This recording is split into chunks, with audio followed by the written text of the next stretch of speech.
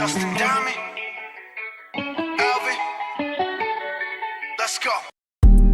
Hello everyone, welcome back to Movie Reviewers channel. Before we get to the storyline, I hope all of you a great day. Please like, share, and also subscribe to my channel. And don't forget to click the bell icon to stay updated with my new videos. This man is Julius Robert Oppenheimer, Robert in short. He underwent a closed trial intended at destroying his reputation as the most influential physicist in that era. Then, from another point of view, there was Louis Strauss, who underwent a trial for eligibility to become the United States' Minister of Commerce. He told the story of how he first met Robert. Back to Robert. He explained the beginning of his fame as one of the most influential physicists in his era. It all started when Robert studied physics in Germany after finding out that he was really into physics and was a prodigy. At that time, Germany was developing an innovative theory of quantum mechanics. After years of studying, he felt that he had become an expert in quantum mechanics and physics, so he applied for a job and became a lecturer at a campus in the Netherlands. He then met Isidor Isaac Rabi, who brought him together with a very famous German physicist named Heisenberg. In 1927, Robert finally received a doctoral degree and a professor degree at one of the campuses in the US. He then taught quantum mechanics, which were still uncommon in America. He was also close friends with one of the world's top physicists named Ernest Lawrence.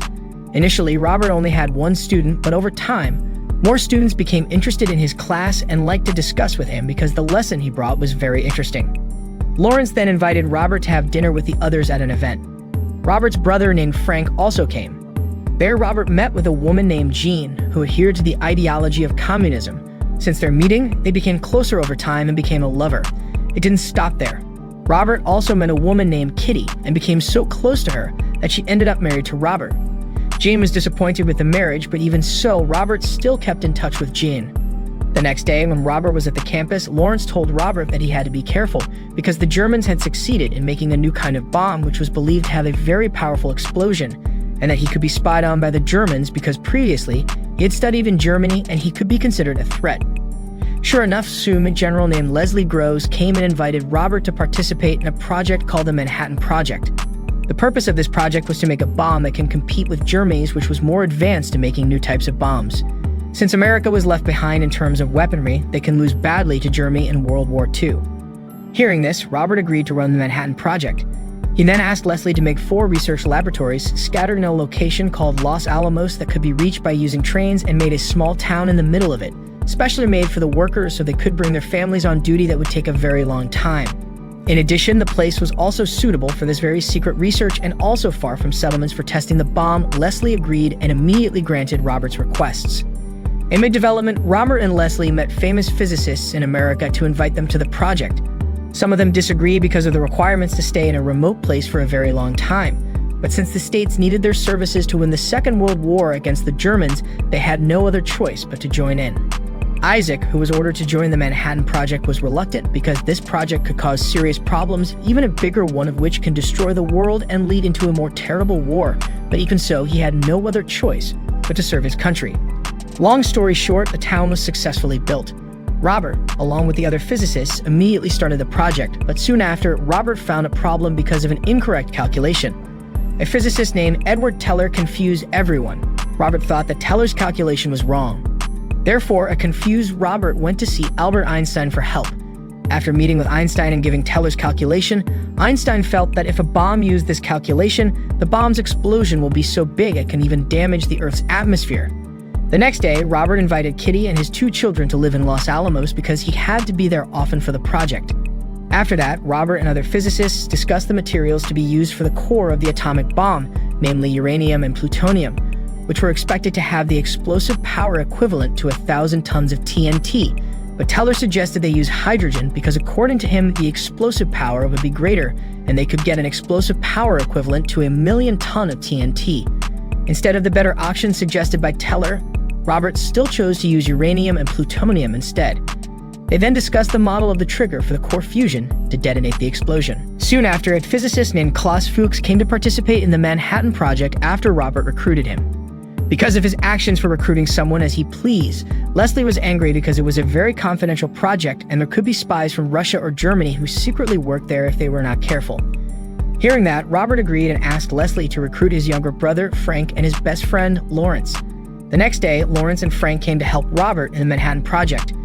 In between the project, Robert also secretly went to meet Jean several times without Kitty's knowledge. They even tend to spend the night together. A few days later, during a meeting, Robert's colleagues boasted that they were not making a new weapon, but a new history because the bomb will be a big breakthrough. One day, Robert got the news that Jean had killed herself in the bathroom of her apartment, allegedly due to depression. But there was another opinion if Jean was killed by the American government because she adheres to the ideology of communism, just like the Germans. Jean's death was a hard blow for Robert. After Robert went over his sorrow, he and the others got into trouble because their research was not showing any significant progress. Meanwhile, Teller made the other physicists annoyed for researching the hydrogen bomb, which they decided not to make, so the other physicists wanted Teller to leave the project. Robert finally intervened and started overhauling all the tasks of his colleagues. Klaus Fuchs was appointed by Robert to replace Teller's tasks. Not wanting to lose Teller, Robert finally allowed him to do any research he wanted and would invite him for a meeting once a week. After the tasks were overhauled, the making of the atomic bomb finally progressed. They started by making the model of the atomic bomb, building the tower for the bomb test later, and also testing the mini-scale of the bombs. Feeling progress was made, Leslie asked Robert to complete the bomb in July. Inevitably, Robert had to agree even though he told Leslie earlier that the bomb would be finished in September. Robert came to a meeting attended by several officials and a military general. They discussed the location to drop the bomb on Japan because the Nazis had been defeated, even though the bomb was originally made to destroy Germany. They initially wanted to drop the bomb on Tokyo, but it was opposed because there would be just a few casualties. They all finally agreed to drop the atomic bomb on two cities, namely Hiroshima and Nagasaki, because these two cities were Japan's military headquarters. Moreover, it was estimated that there would be a lot of casualties and for sure, Japan would be forced to surrender. Long story short, Robert succeeded in perfecting his atomic bomb and intended to test it by dropping it from the top of the tower that has been prepared. All the physicists worked together to prepare the test by assembling a smaller scale of the bomb. Not only that, Robert and the others also made several posts with calculated distances for them to see the explosion from the atomic bomb while avoiding the harm caused by the shockwave. They intended to test the bomb at night so they could clearly see the explosion. When the night came, unfortunately, the weather was not suitable for the test, so the trial inevitably had to be postponed. Even though it was postponed, they all still had to prepare for the test by checking the bomb periodically, and after the rain stopped, Robert started the test. One of the physicists was also asked to see the changes in the electric current, because the slightest change could be fatal. The test went as expected and people were very happy, because with the help of the atomic bomb, Japan would be defeated and the Second World War would end. Everyone in Los Alamos congratulated Robert for his brilliance in leading the research. The next day after the test succeeded, they managed to build 2 atomic bombs with a larger size and explosive power. The 2 bombs would be dropped on Hiroshima and Nagasaki soon. After succeeding in making the atomic bombs, Robert somehow felt that his invention might also trigger another war between countries. On August 6, 1945, the city of Hiroshima, Japan was successfully bombed using an atomic bomb for the first time. Of course, that made the military soldiers very happy with the landslide victory of America, but not for physicists, because thanks to their invention, many innocent civilians were also affected. America's big victory famed Robert Oppenheimer's name to the whole world. Robert then went to an event to speak in front of many people who were very happy about his invention. But even so, Robert continued to feel guilty for the death of many people in Japan. He even began hallucinating. The next day, Robert met with the President of America at that time, Harry S. Truman. The president congratulated him on his invention, which managed to save the lives of many American soldiers. During the meeting, Robert told the president that they had to develop cooperation in the field of atomic energy because Russia would certainly try to develop a bomb that was more powerful than what they had. Hearing the explanation, the president ordered the advancement of Los Alamos for better explosive testing and manufacturing, but Robert, who was still reluctant because of the atomic bomb he invented and the feeling that he had killed many innocent people, made the president angry. The president said that the world certainly didn't care who made the bomb, but who dropped it, and indirectly, President Truman was definitely responsible for the deaths. That night, Robert attended a meeting where he met Lewis, who told him that the person he recruited earlier, namely Klaus Fuchs, is a spy from Russia. Thanks to Robert's negligence, he was suspected by the FBI for being a Russian spy. Robert also attended another event where they announced the number of deaths from the bombings of Hiroshima and Nagasaki. This made Robert's disappointment in himself even greater. After that, Robert met Teller, who told him that the discovery of the atomic bomb did not end the Second World War. Instead, it was the beginning of the first Cold War between America and Russia. After his sacrifice for the nation, he started facing many problems. One of them was his problem with Lewis, who felt humiliated by him during the trial for the export of atomic bomb material.